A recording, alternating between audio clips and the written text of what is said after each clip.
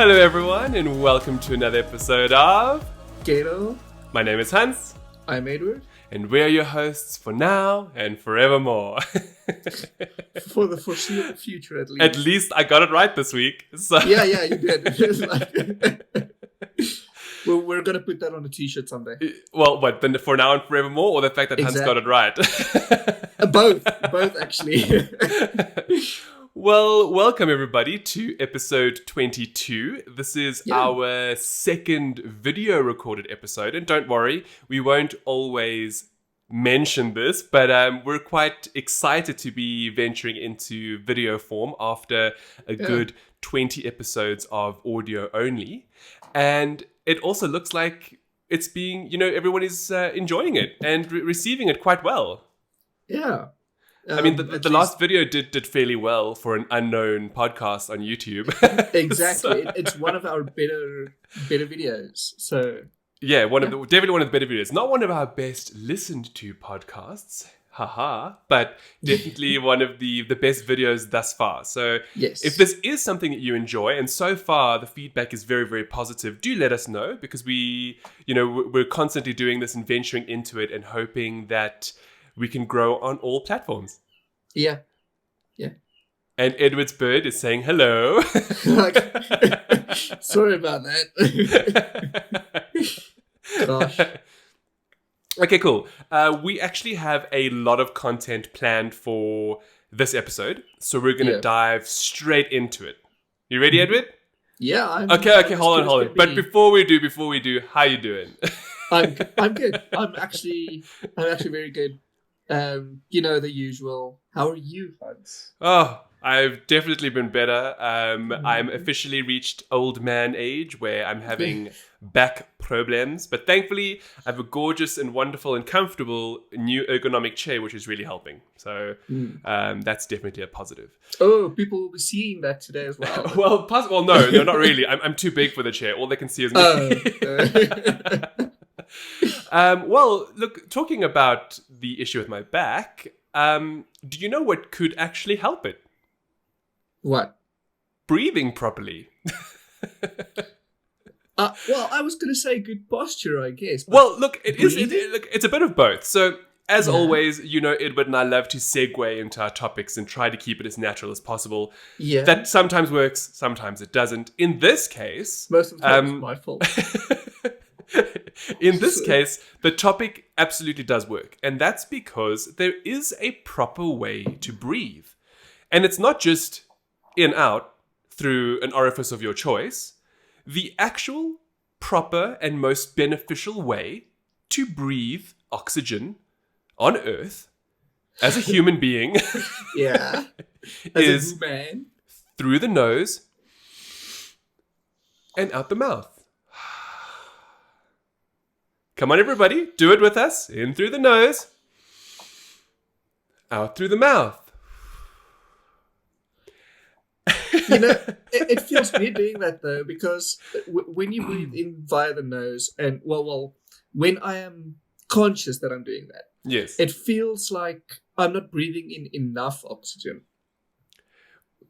In some ways, I agree, especially in winter, where your nose is a little bit stuffy and you have a lot of mucus, and you're constantly using tissues to clean out, your nasal cavities. So yes, I get that, but science says otherwise. Science literally says that this is the most beneficial way of breathing, and there's a reason behind this, and it's something I didn't know about, and it has to do with nitric oxide. Okay, it sounds like it sounds bad for you. No, it's actually excellent. So I didn't realize until I came across this article that the human body actually produces nitric oxide, and it does this using millions and millions of epithelial cells throughout your body, but specifically within your lungs and your alveoli and your bronchial tubes and things like that. And in addition to that, though, there are even more of these nitric oxide producing cells within your nasal cavity. And that's why science suggests that if you are to breathe through your nose versus your mouth, because then you're getting your maximum saturation of nitric oxide within the body. Hey, isn't that cool? So it's not about feeling like you get enough oxygen. It's about your body producing the correct amount of nitric oxide. Yes, correct. So it turns out that this is actually a very, very beneficial element to humans. Specifically in the sense that it helps to increase blood flow, which is, I mean, how is that ever a bad thing? Yeah.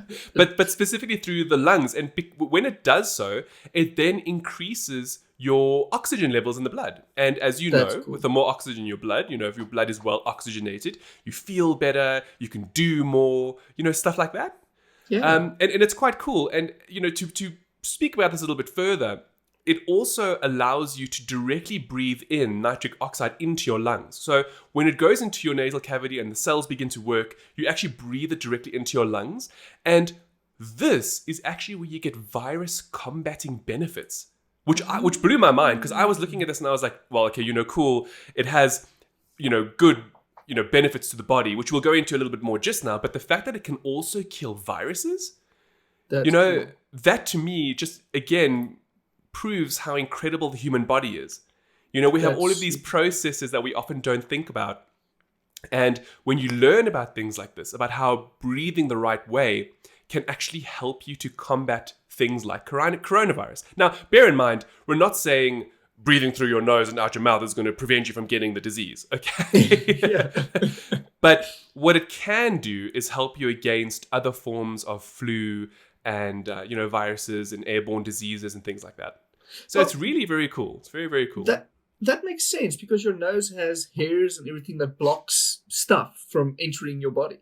Yes. So obviously that also helps to filter out the bad juju. Well, I mean, unless of course you do maintenance and you you get rid of those hairs. Yeah, exactly. I just cut mine. I trim mine. So. Oh, well. I guess we could speak about it now. I actually have the most phenomenal nose hair trimmer, and it just works exceptionally well. But of course, as you just said, if you do get rid of all the hair in your nasal cavity, you are preventing the benefits that they do provide. Now, on this topic, and as we've mentioned about the nitric oxide increasing the blood oxygen levels, did you know that therefore helps with erections? Now, I wasn't expecting to get to the NSFW topic this quickly, but...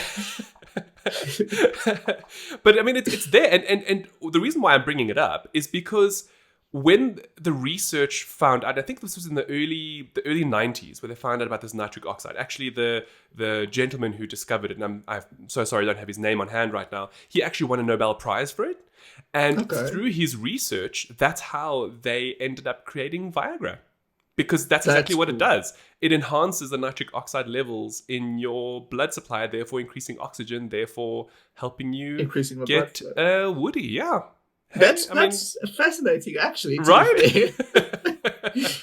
It's always nice to find out where the famous blue pill comes from. So, well, I mean, look, it's not the only reason why they were obviously looking into it. But obviously, I mean, how cool is it that this nitric oxide research into how the body works led towards something like that, to help people who might need it. It's phenomenal. But as we said before, it's mostly the antimicrobial aspect of it that's really of benefit to breathing properly. Mm-hmm. So the next time you feel like you're gonna take a breath of sweet, I hope, fresh air in through the nose and out through the mouth.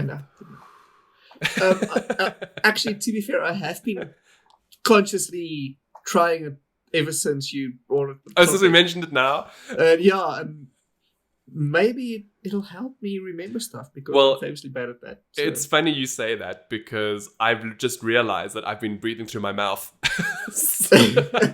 as I've been talking the whole time. Well, to be fair, I think if you talk, it's just a natural thing that happens. Well, it's also because it's winter and nose is a bit stuffy right now. So I should be using my nose more. The mic is so close to my face. I don't want to irritate our listeners. Yeah, I get that feeling. Okay, well, look, with the correct way of breathing in mind, and oxygen in the blood supply, there are some people who sometimes have an issue when they sleep. There are times where, your oxygen levels will dip and that actually causes you to have poor sleep. And I only know this information because I was recently given a Fitbit Charge 4 to review. And I thought that the results were somewhat fascinating. So naturally, I did a little bit more reading. And it turns out that human beings don't really need a lot of sleep. Yeah. And this is a response of our evolutionary form, or tract, I guess, not form, throughout the years. That makes sense, actually, because I read somewhere, like I'm reading through your notes now and it's not mentioned. Yeah. But I read somewhere else that the older you get, the less sleep you require. Yes, correct. So I think an elderly person only needs like 4 hours of sleep to function 100% at capacity.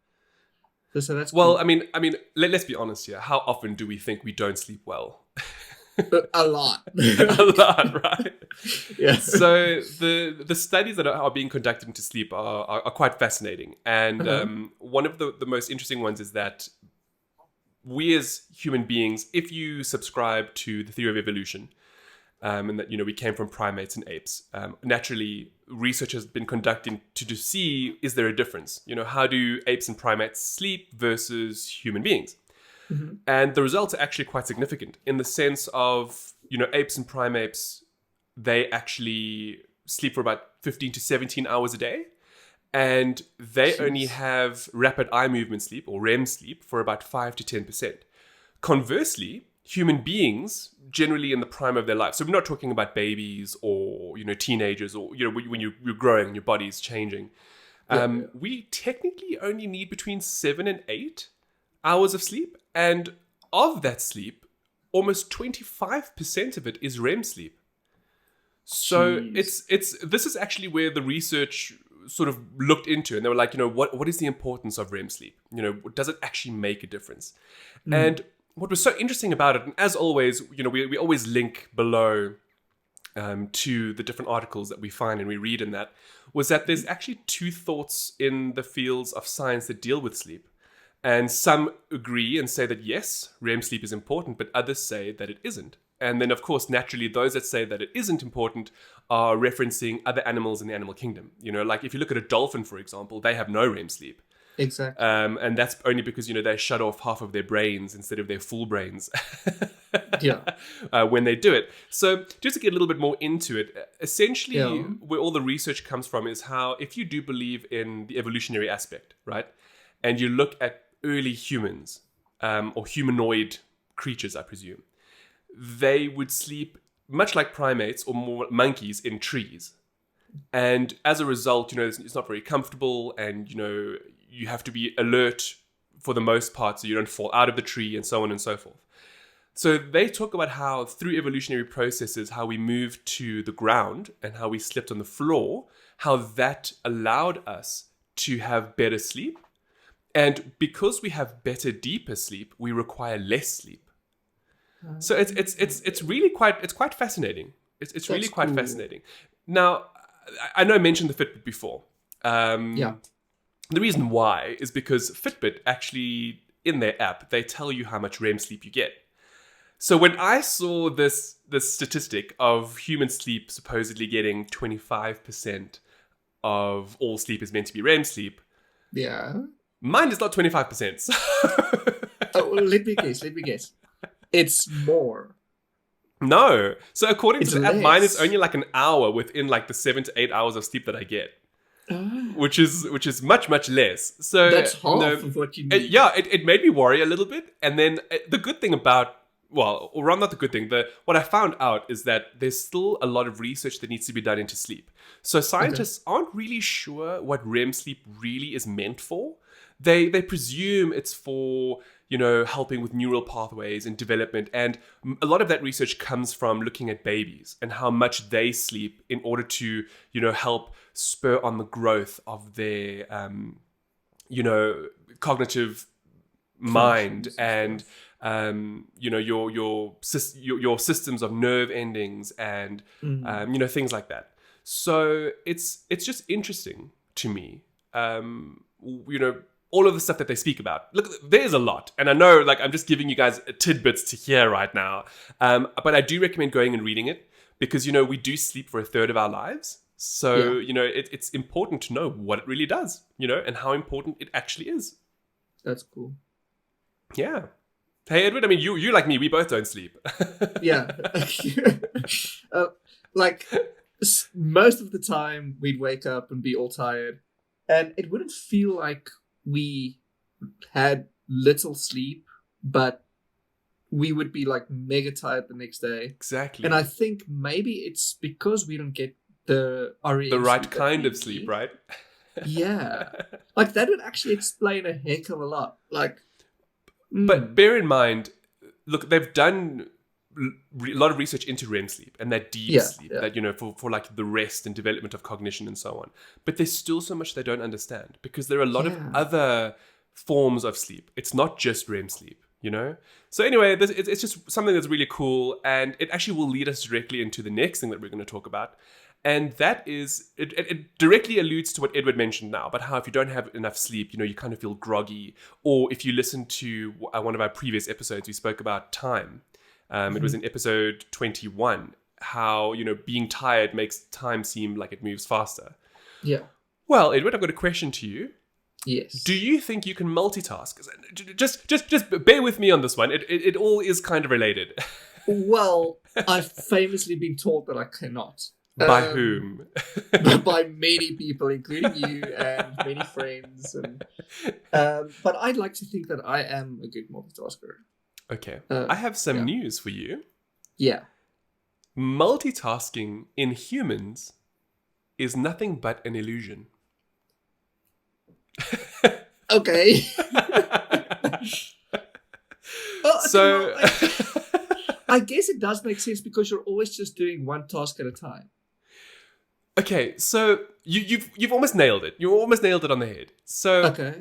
You know, there's been a lot of research into it. And, you know, there is the stereotype that, you know, women can multitask a lot better than men can. Yeah. Well, it turns out humans don't actually multitask at all. However, we have an evolutionary edge, which again, you know, as I mentioned before with the sleeping and how if you believe in evolution, you know, going from primates to humans, our illusion of multitasking comes from the fact that our frontal lobes are so well developed that we can actually almost instantaneously switch tasks. So you're not actually doing multiple things at once. All you're actually doing is switching focus, but at like split seconds. That's cool. Between different things. So you're doing it so quickly that you think you're basically doing it at the same time. Yes, that's exactly it. That's cool. It's really a fascinating topic, and in my reading, I came across a professor of neuroscience at MIT's Picower Institute, a gentleman by the name of Earl Miller. And he just simply says the brain is very good at deluding itself, which, of course, anyone who suffers from anxiety or depression knows that's what it does. Yes. And that we simply can't focus on more than one thing at once. And, you know, a lot of people might be like, no, that's rubbish. You know, like, you know, I listen to music and I can write a Word document. You know what I mean? And weirdly enough, that's actually a very interesting example to give, because this professor clearly says that is actually one of the most difficult things to do.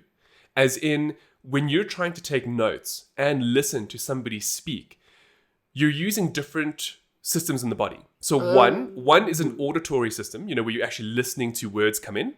And the other one is a physical system. However, both of those systems are sharing from the same knowledge pool, and that is of language. So what ends up happening is the brain actually starts to struggle. You know, because exactly. It's weird if you think about it. It's kind of like a computer. Think of it as like trying to access the same, you know, the same program. So like two other programs are trying to access the same resources in the RAM. Exactly. You know, like how you can't write to the same file, or you can't open the same file in two different programs. Yes.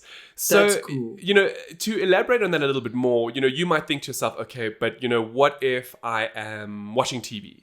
You know, you're able to listen to somebody talk next to you and concentrate on the show. So what actually ends up happening there is your brain adapts to the situation that it's currently in. So a great example is if, let's say, you're a parent and you have children and you are watching a TV series. What will actually happen is your brain will begin to prioritize the TV show above other signals and sounds around you until it hears something it believes you should take notice of. So you'll be watching a show and you'll blot out everything until you hear one of your children scream. And then suddenly you're like, what's happening? And now you've pulled away from the TV show. But it's if you really think about that, it's interesting because it then showcases again that you weren't actually multitasking. Yeah. You see, the attention gets pulled. So you think you're listening, okay, listen, the kids are quiet and sleeping or whatever. Yes. And you think you're aware of everything happening in the room, but you're not. Your brain is just focusing on different things. Precisely. So that's cool. Another really good example is this, right? So let's say you're in a very busy, like some first world city, and you're walking around, okay? Yeah. And you come to a busy intersection, and you know you're meant to be meeting a friend of yours, and they're wearing a blue scarf. So naturally, that's easy to pinpoint. You know, your brain will use your eyes to scan all the different people and look for anything that's blue. Correct? Yeah. Yes. Now, if you start to add on to that, so let's say one friend is wearing blue, one friend is wearing red, and one friend is wearing green. Now you have to process all three different colors for three different people in the same crowd. And what actually ends up happening is your brain doesn't necessarily get confused, but it gets overworked. And you actually then struggle to find what you're looking for, and then you're actually more inclined to miss all three. It's incredible, actually. It's fascinating. It's really fascinating. That's cool. That's very cool. And as I mentioned before, this all has to do with your frontal lobe, and they do mention jokingly that it's kind of like a train conductor who lives there and is like, is like competent enough? Yeah, exactly. And it's like, okay, well, we're gonna listen. You're gonna be at the forefront. Now you're gonna be at the forefront. Now you're gonna be at the forefront. You know. So there we go, ladies and gentlemen. You actually cannot multitask. So if you thought you were a good multitasker, well, I have news for you. You're not. You suck at it. But it's not your fault. Now, speaking of things you hear in your mind, you know how I mentioned the conductor who lives in your frontal lobe? Yeah. Sometimes he goes kooky. Just a little bit. Now, I'm sure those of you who are listening will be aware of schizophrenia. And that's essentially not necessarily a disease, but it is a mental condition which makes you imagine different things in your mind, but they're very real to you. Yeah. All right? Well, there is something very, very interesting about schizophrenia in different cultures. And this, again, I found super fascinating because, a lot of the times when you think of diseases and that, like if you look at coronavirus, it's affecting everyone the same way. And, studies into anxiety and depression have found that it affects pretty much everybody in the same way. Well, not schizophrenia. As it so happens, depending on your cultural beliefs, will determine the kind of schizophrenia you will have. And by kind, I don't mean there's different forms of schizophrenia. It's more along the lines of the kind of hallucinations that you'll receive. That's cool. It's cool, but scary. I wouldn't say it's cool. I'd say it's quite scary. So what was most interesting about this is they looked at a variety of people. So there was a study that was run by a Stanford anthropologist by the name of Tanya Lerman. And they looked at 60 people with schizophrenia from a variety of different places, namely California, in Accra, Ghana, and in India. And they put all these people together and not exactly with each other, but, they interviewed them all and they asked them about their episodes. What were they hallucinating? And it just so happened that the Americans specifically, because they were mostly the Westerners in this study, Yeah. actually had incredibly negative thoughts.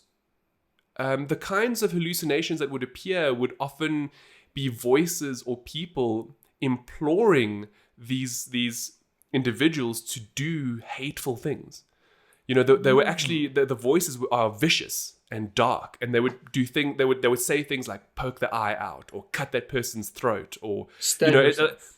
yes, they were truly very, like disturbing. Vile. Interestingly enough, the other respondents, namely from more collectivist cultures, such as the Africans and the Indians, their schizophrenic hallucinations were the exact opposite, to the point whereby they were helpful and happy. And some of the individuals actually regarded their hallucinations as friends, as family, as people almost that they could reach out to and talk to. That's fascinating. Right? Like one of the respondents actually said it was their best friend, so they were never lonely.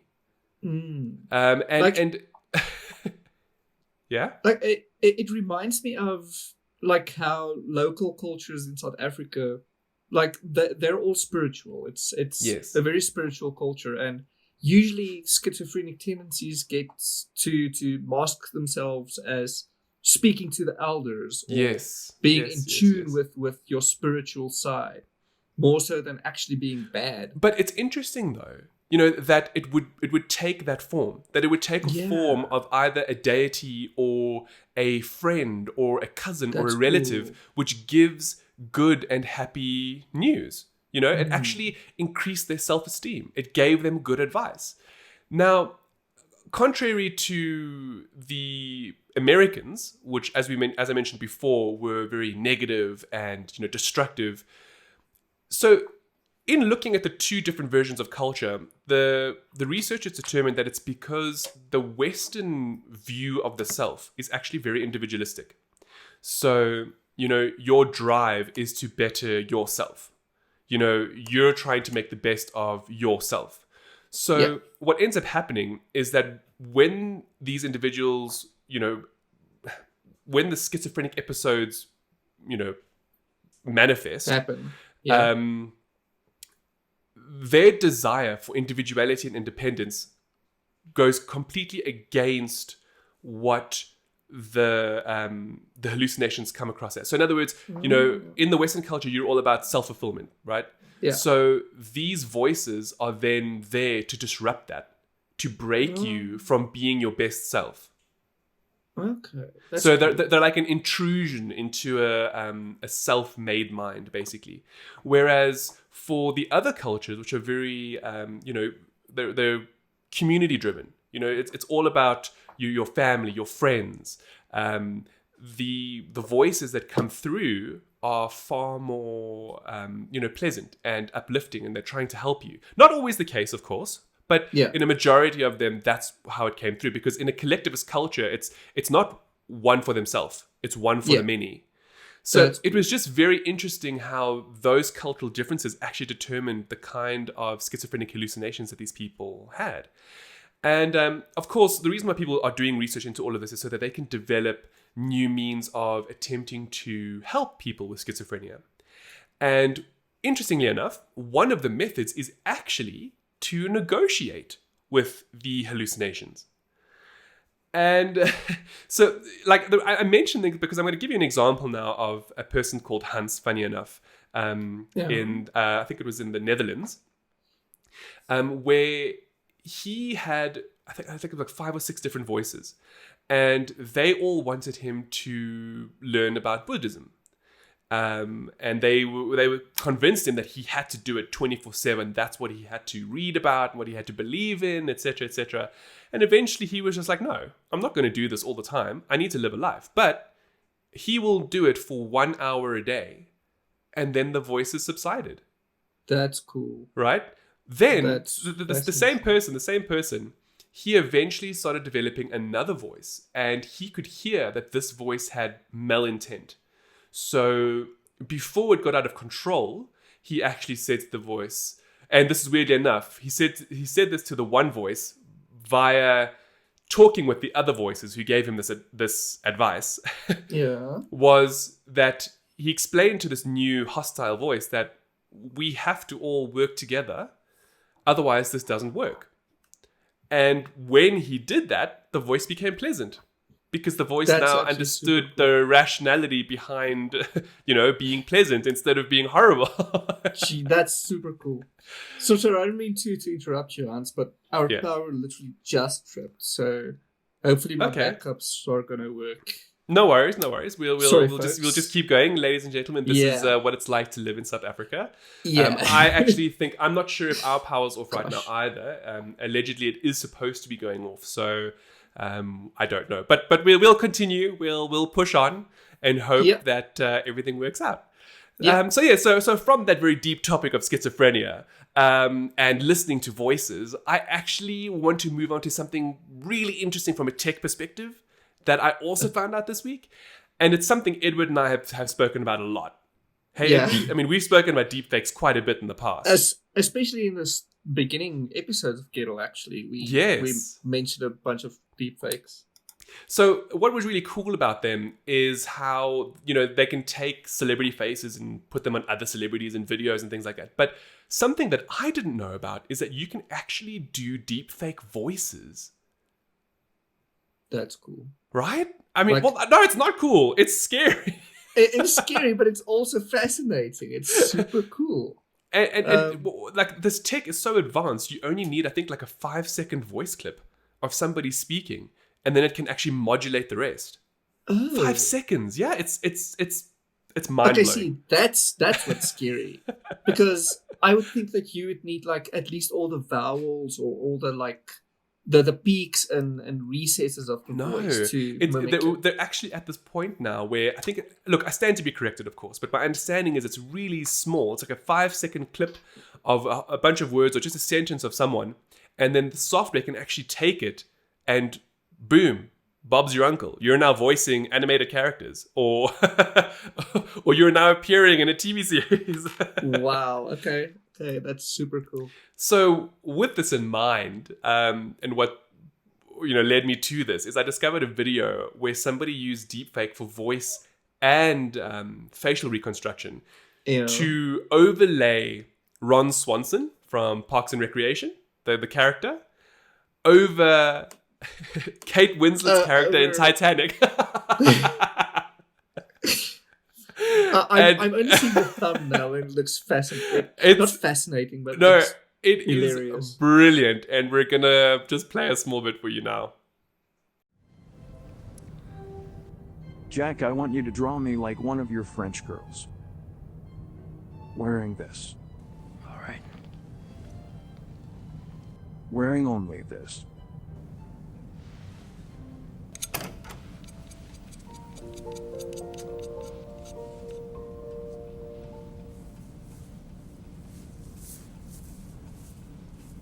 The last thing I need is another picture of me looking like a porcelain doll.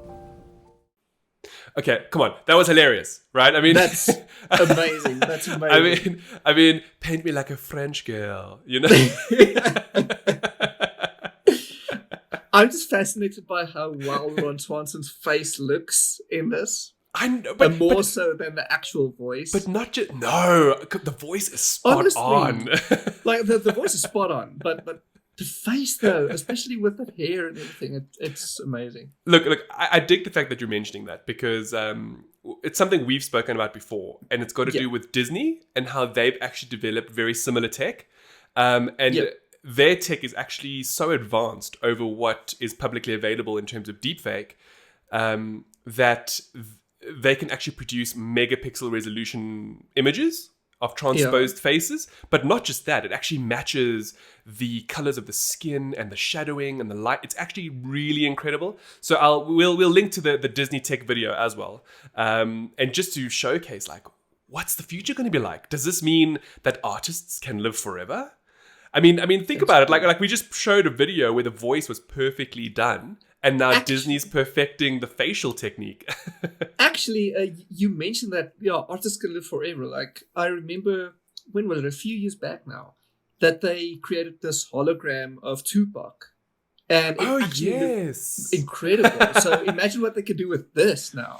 So look, it's interesting Jeez. because, like, for example, Robin Williams, right? He actually had a clause in his contracts where they're not allowed to use his likeness at all after his death.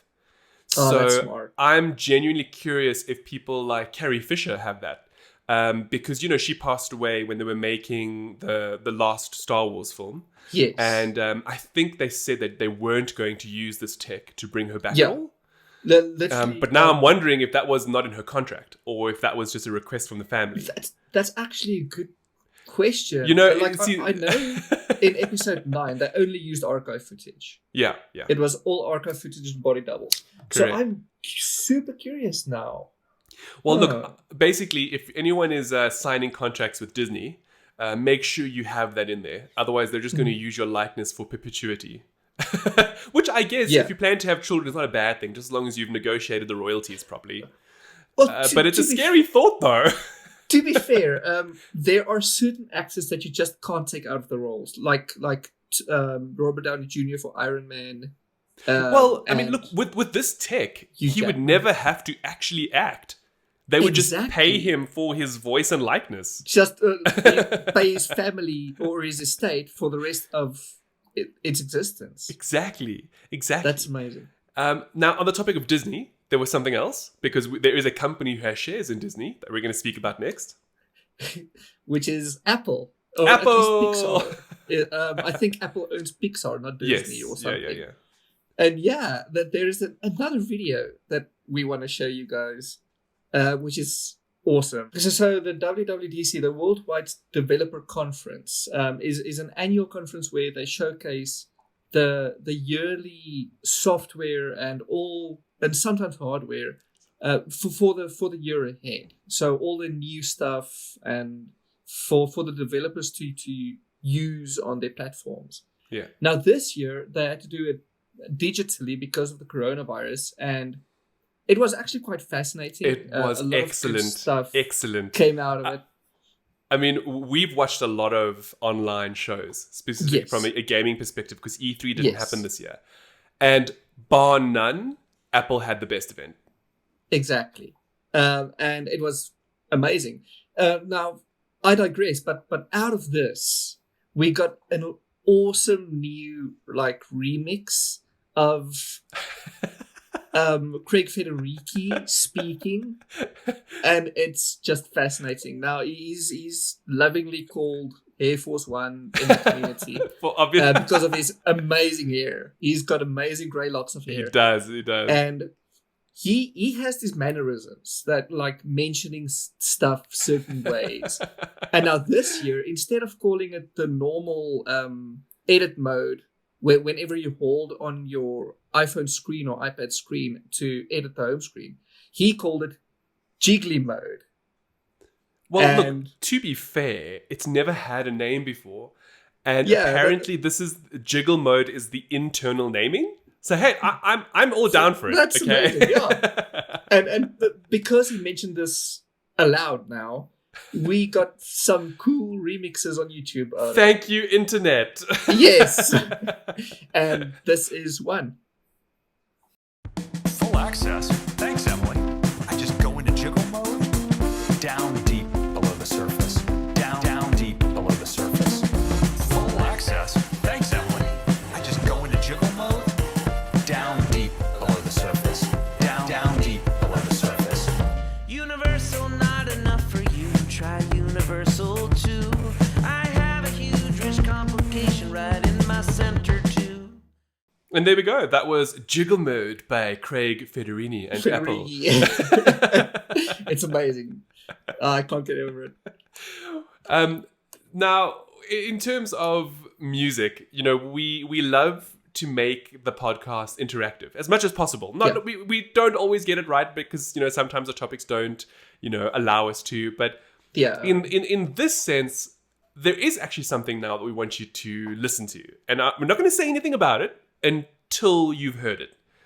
Okay, and I know we're jumping Okay. through all of the audio stuff now, but It's cool. it's super cool. I want to just let you hear it, and then I want to ask you all a question, and then give you some time, and then we'll speak about it. And here it is.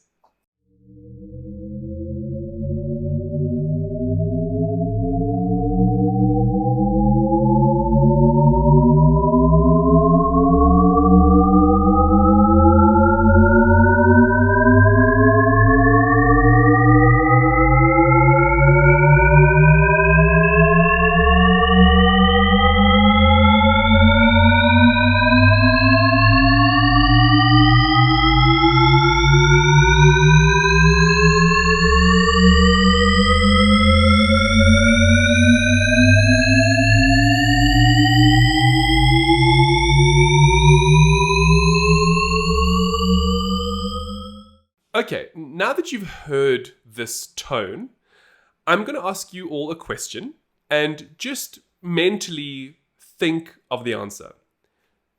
What was the tone doing? Was it increasing in sound, in pitch, or was it decreasing? Was it staying the same? What do you think it was doing? I'm going to give you just a moment to compile your thoughts. If you thought that the tone was staying exactly the same, so no raises in pitches up and down, you would be right. But of course, 99% of you would have heard a rise in pitch. Or even a descent in pitch. Or even descending. But I think for this particular one, it is a raise. Now, this is called the Shepard tone. And it has to do with the Shepard tone illusion, which was developed by a gentleman called Roger Shepard. Okay, obviously. He was an American cognitive scientist. And essentially what it does is it superimposes sine waves over, which are separated by octaves.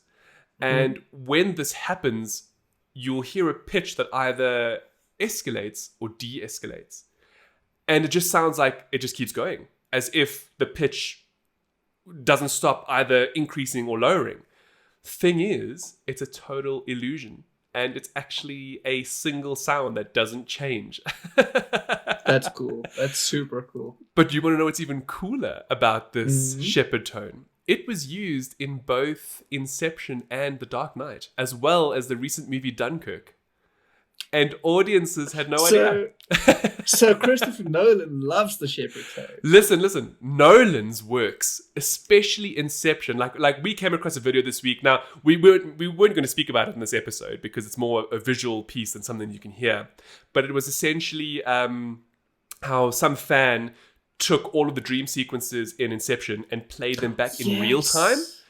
And it's incredible. So now what's interesting about that is that not only did Nolan mess with our visual perception, but he also did it with our auditory perception and with none of us even realizing it. That's amazing. Right? It's so cool.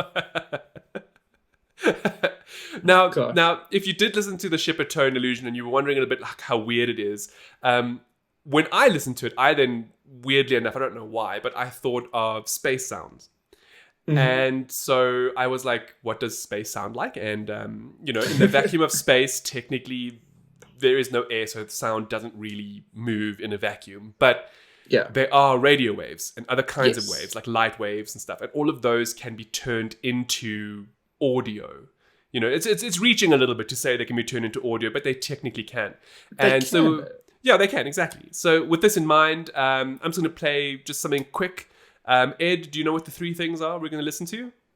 Well, we have the Kepler star sound, the Cassini probe, the Saturn radio, and we also have the Galileo spacecraft sound, which is a flyby. Yeah, it's of Ganymede. Yeah, that's right. That's yes. Right. So we're going to play those in this order, and then curious to know what you all think. So here you go. Yeah.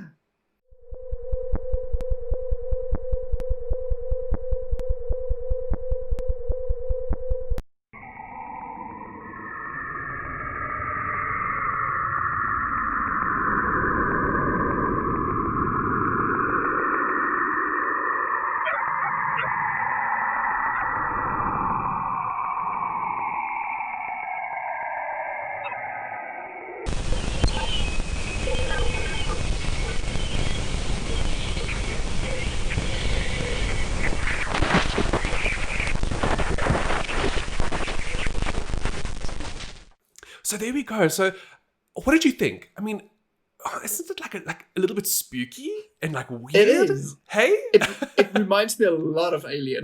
Well, exactly. like who's out there and what are they sending us?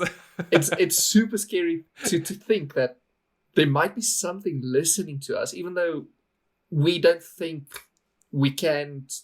Obviously, they can just translate whatever radio sounds. Well, we assume so, hey? Now, understand, they might be either super advanced or not as advanced. And this is going to lead us into our next That's true. topic. Hey, Edwin. Yeah, why we haven't found aliens yet. Dum, dum, dum. And actually, the reasons are a millionfold. It could be they're a lot. one of They're a anything. lot. But we found this awesome infographic that details a few of the key reasons why we may not have found aliens yet. Yeah, And spot on. the reasons may surprise you. So, reason number one, just to get right into it before I digress again, is that basically the Earth is super unique. The Earth is a rare, combination of It's perfect everything that combination. yeah, That's why it's called we are called the Goldilocks system. Because yes, it's so a golden planet in the Goldilocks system, even. So it's all these different stuff just coming together that enables life, complicated life, to exist, and it just isn't possible to exist anywhere else. So that's reason number one. the rare reason number Earth two- theory. Yes, and then there is the Gaian bottleneck, which just essentially boils down to the fact that aliens didn't survive. So it's, Well, it's I mean, this one's a bit. I mean, okay. We're just gonna we could debate them all, I guess. Yeah. I guess it goes hand in hand with the rare Earth, right? The fact that Yeah, everything it worked out does. for us and therefore didn't work out for And it anybody did it else. for them. Yes. Now, this is a hypothesis by an astrobiologist, Dr. Aditya Chopra. Aditya If I- Chopra. Yeah. Yeah, sorry Yeah. for butchering your name. It all comes down to the fact that this doctor suggests that alien beings are all dead simply because they didn't make it and simply because their conditions weren't as perfect as they needed to be. Yeah. Actually, weirdly enough, if you look at a lot of these theories, a lot of them have to do with everything else dying or not just not making it. Yeah. So like the next one is the Great Filter, which is basically just saying that there were 5 mass extinction events for Earth, and somehow we made it out. So after somehow. killer asteroids and solar flares and geological upheavals and supernova blasts, etc., that somehow out of all of that the Earth survived. All I'm getting from this is that we are cockroaches that survive anything and everything. Well, I mean, if you look at the Earth and what we're doing to it, you're not far off. Yeah. Okay. We're just bad. Well, going down the list even further, the second to last theory in this infographic is called a long road ahead of us. And basically, it just boils down to the fact that we have a long way to go to even find life. And we Well, I mean, barely space is scratched the vast. surface. I mean, Exactly. we don't even know our own solar system. We don't have the tech Exactly. for it yet. So maybe they haven't found us just because they are many billions of years beyond that. Well, away. the thing that what's interesting about that one is it directly links to one of the other ones called the Great Silence, and that's basically because we're just not worth talking to. So Yeah. the aliens are so advanced. They're like, look at those peasants. We don't have time to reach out to them. Leave the cockroaches be, honey. Well, look, there are a few more on the list, and we implore you, have a look, and let us know which one you think could be, not most accurate, but I mean, which one you would ascribe to. Like, which ones are your favorites, And Like, for me, I guess, I kind of like the rare Earth theory. The fact that everything just kind of worked out perfectly and there's some divine element to it. Yeah, and yourself, we have Ed? a Gaia planets. I totally agree with you. That's exactly the theory that I latch onto the most, since it just makes so much sense. I think it's because or of like one of the familiarity. other options is that we're looking for other carbon-based life forms, and there are others are just not carbon-based. There we go. That's the other one. Who knows? Who knows? Yeah. Well, look, something you can see and that does exist is a Or comet in the comets. northern hemisphere. Yay! Now, what Ante is referring to is called the Comet NEOWISE. Its full name is 2020 F3, Oh, jeez. which is NEOWISE. Let's just go with NEOWISE because that sounds so Yeah. much better. Well, it was discovered on the 27th of March by the Near Earth Object Wide Field Infrared Survey Explorer, which is actually what NEOWISE stands Is that for. the acronym for NEOWISE? Yes. Oh, cool. Okay. It's a space telescope launched by NASA back in 2009. 2009. and Wow. So it's Yeah. old.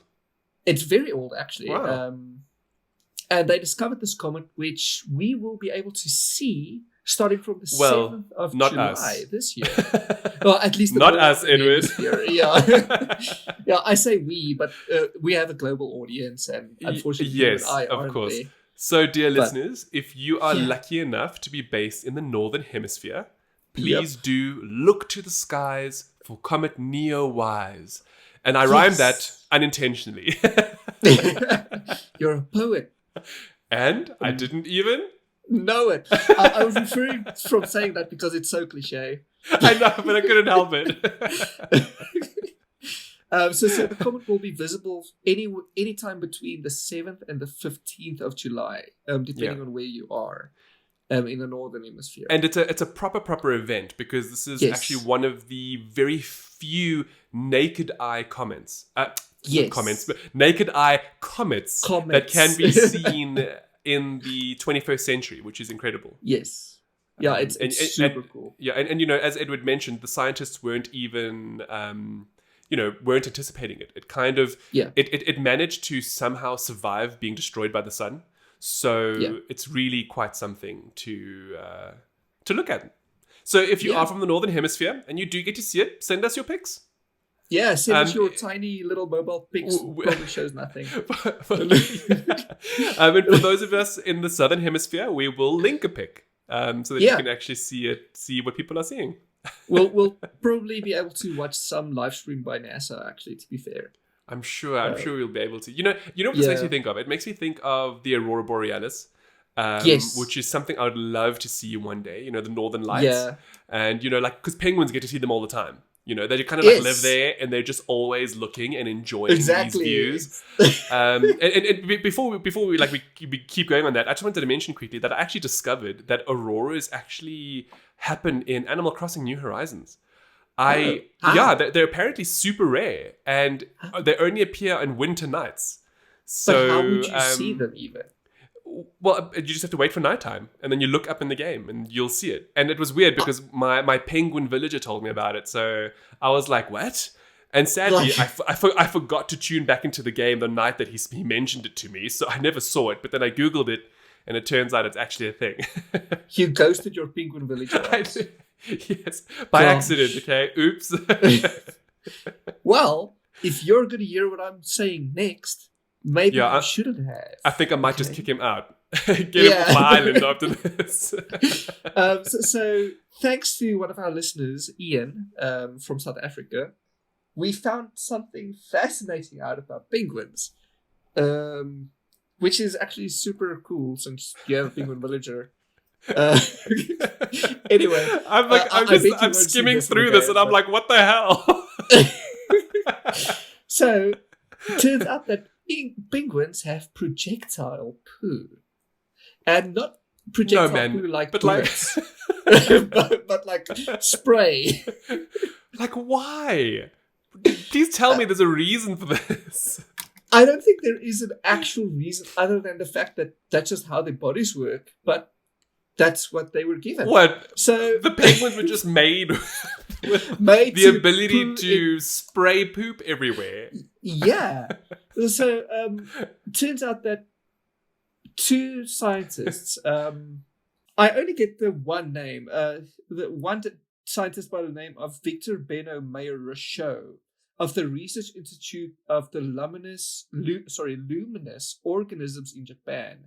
He co-authored a paper in 2003 where he wrote down, where he and his co-author wrote down findings about, like, literally how penguins tend to shoot poo out of their butts, obviously.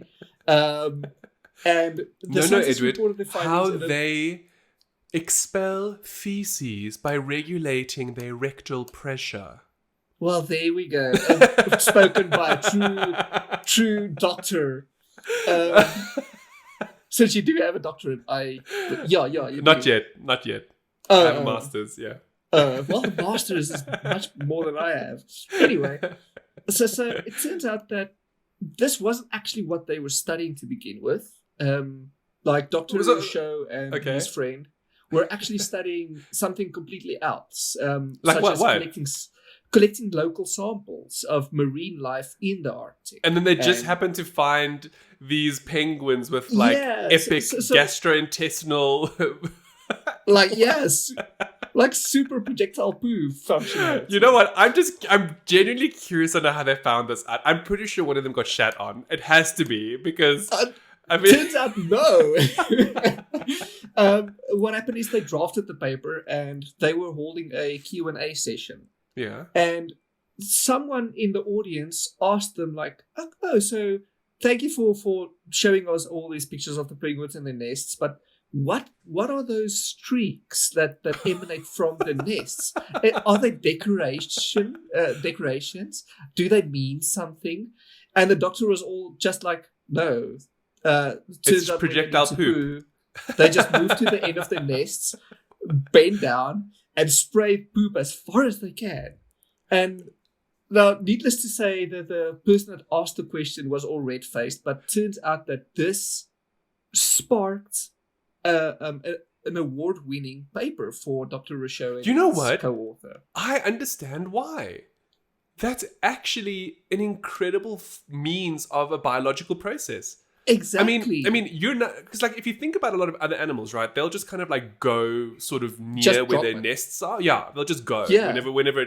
At least the penguins are moving to the edge of the nest and then shooting it out to try and get it as far away as possible. Exactly. Hey, that's cool. So it turns out that the streaks would be as long as 40 centimeters. Now that's almost half a meter long. Okay. Now, the reason they can even do this to begin with is because it turns out that internal penguin pressures can reach 10 to 16 kilopascals, which is about 600 grams to the square centimeter of power. That is a lot. That is a lot of pressure to be squirting out feces. Okay. Exactly. It's significantly higher than the pressure the average human can exert. Listen, I ate some Nando's last week and I kind of felt like I was excreting 600 milligrams of pressure for every centimeter. Okay. It feels like that sometimes. And now, because of all this pressure, they can actually squirt out their poo at upwards of 5 feet, like almost 5 feet, which translates to 1.5 meters. Wow. And that's huge. Turns out that I did some further reading, and the size that most penguins are compared to how strong their poops are is actually some of the strongest in the world. I mean, the fact that, look, I think the thing that really gets me here is right towards the end, they mention how the simplified equations which looked at the rectal pressure and the trajectory and that didn't account for the hydrodynamics of the feces in the air. Exactly. I'm just like, and it says here, they're leaving that for future work. I'm like, I mean, look, I don't really want to be paid to analyze penguin poop, but this sounds like a great job. Like, it sounds like a fascinating job. I would stand and watch a penguin poo all day. I've been in other nests. I've been in all kinds of bird nests, like ducks. I'm fascinated with ducks, as you all know. Please, we're not going back onto how Edward's knowledge of ducks, because it's crazy. Yeah, and actually, it fascinates me that they actually keep the nests clean. Like, don't even poop in it. Speaking of keeping things clean. Yes. It's time for that segment of the week. Welcome to the NSFW segment of Ghetto. Woo! Okay, so I came across the most fascinating of posts this week about adult toys and keeping them clean. Now, it goes without Yes. saying that you should always keep everything clean, especially if you put it in your body. But it turns out that some types of toys and adult toys and all the jazz tend to be just naturally cleaner or more dirty than others. Okay. So, yeah, in a recent study, or at least I don't think it was a study, but at least it was an interview with a few doctors and people knowledgeable in this industry. Yes. Not keeping your adult toys clean can lead to many bad things happening to your body, such as yeast infection and bacterial vaginosis and all kinds of other other urinary tract Something diseases. I'm curious about, is this Yeah. more a lady thing, or does this apply to men as well? It sounds like the post applies mostly to ladies. But I mean, I'd imagine you should keep yourself clean anyway. Exactly. I mean, if you're especially if you male. insert. No, but you see, look, I mean, let's just be real here, right? As a man, you can have things go in, or you can put your thing Exactly. in things. Okay, so Exactly. you know, either way, I guess it's got to be clean. Like, Yes. I mean, you're not going to get a urinary tract infection in your butt, but you. But you're going to get other stuff. But you could Like- get, yeah, well, yes, if you're not careful. And you could get one in the Exactly. front, though. Now, I know that it's a lot less for men than it is for ladies. Yeah. And that, Yes. you know, ladies have to be very careful with their vaginas and what they put in them. Like, just the other day, and it's weird that I don't even know why I know this.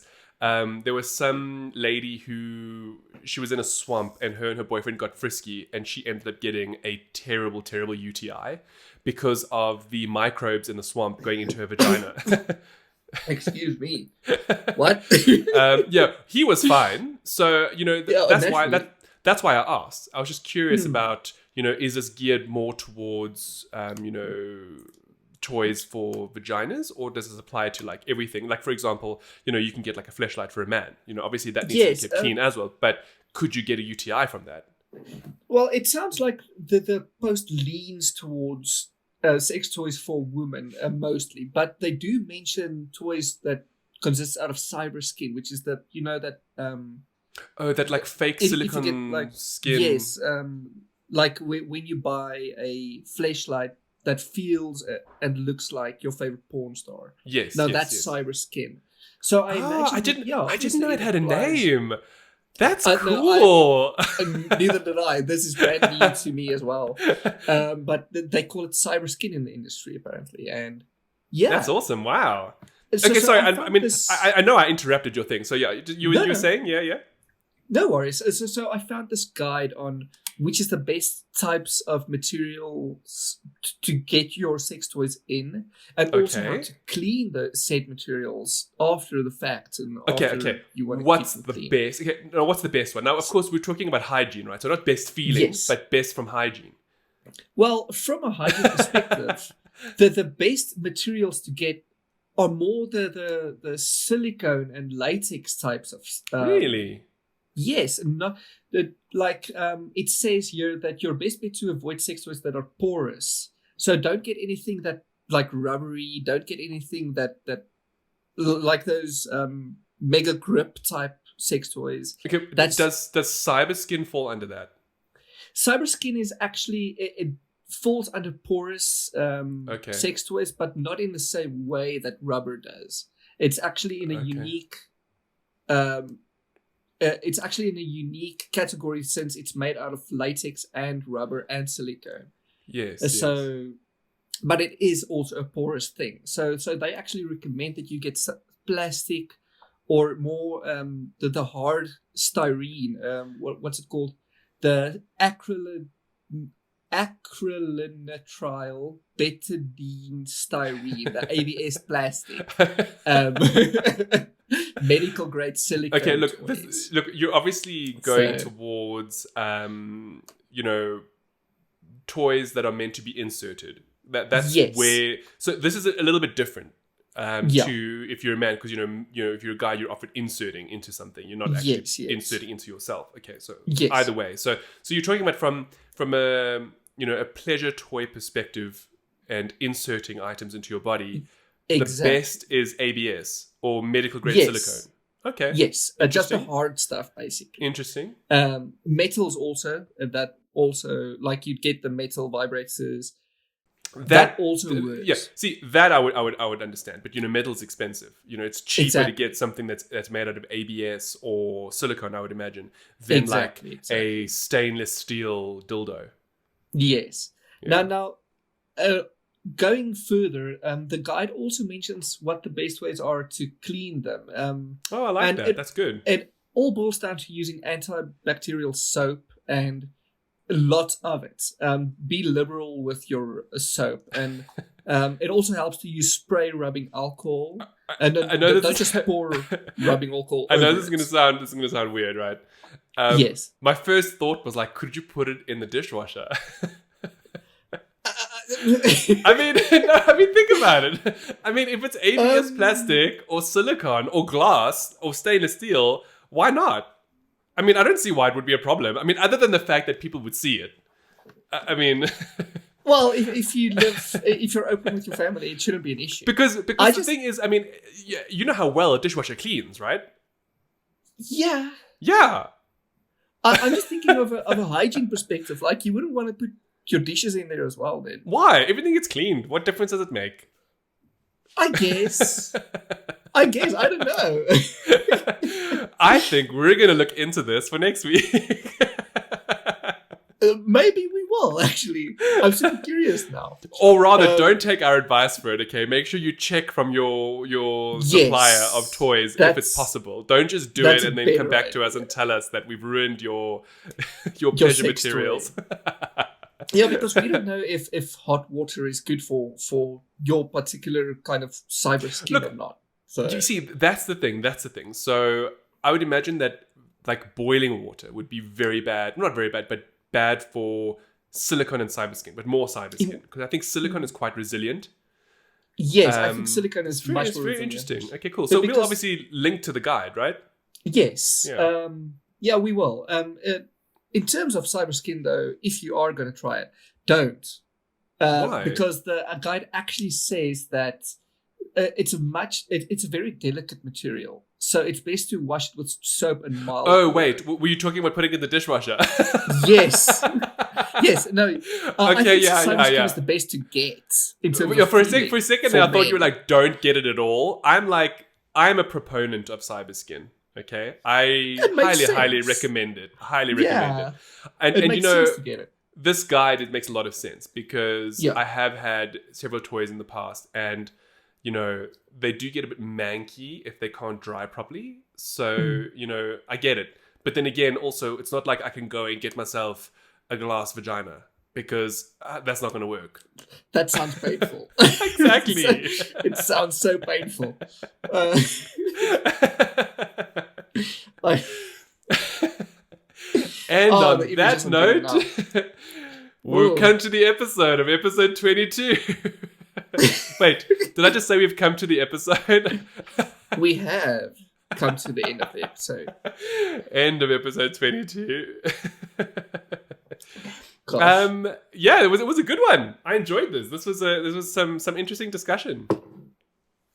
And that was NSFW fascinating. segment was great. I mean, Yeah. listen, y'all, you better be cleaning your stuff, okay? Yeah, so not please. only have we explained how to breathe properly so that you can Yeah. fend off viruses in the future, but also clean your sex toys.